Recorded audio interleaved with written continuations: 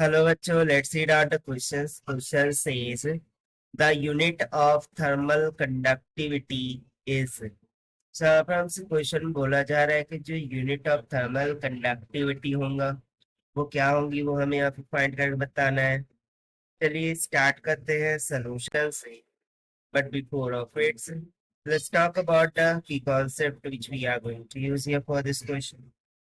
सो thermal conductivity की unit find करने के लिए हमें ये जानना होगा कि थर्मल कंडक्टिविटी बेसिकली होता क्या है। So we remember that thermal conductivity is the property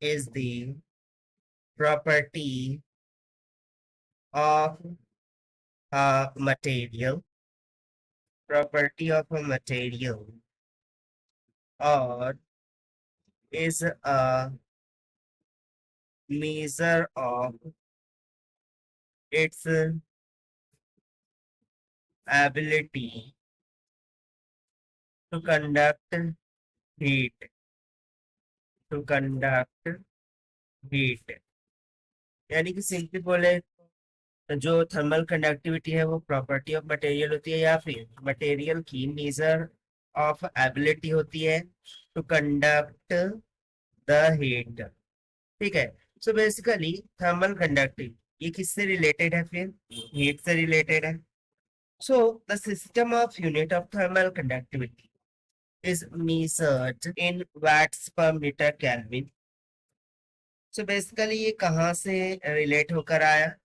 सो देखिए बेसिकली वी रिमेंबर दैट जो 1 watt होता है this is nothing but equals to 1 joules per second की इक्वल होता है।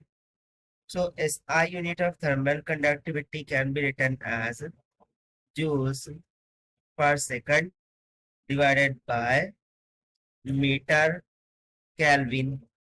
सो इसको हम इस तरीके से लिख सकते हैं J डॉट एस का इनवर्स डॉट एम का इनवर्स डॉट के का इनवर्स।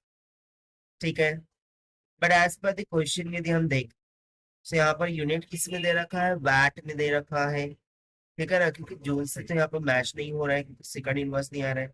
सो देखिए जूल्स पर सेकंड को हम क्या लिख सकते हैं, वाट। यानी कि मैं यहाँ से इसको जूल्स पर सेकंड इन दोनों की जगह पर क्या लिख सकता हूँ, वैट। सो फिर क्या हो जाएगा, पर मीटर पर kelvin.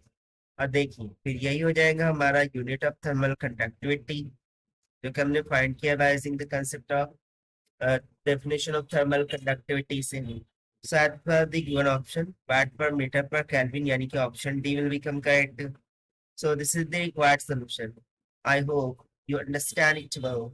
Best of luck. Thank you.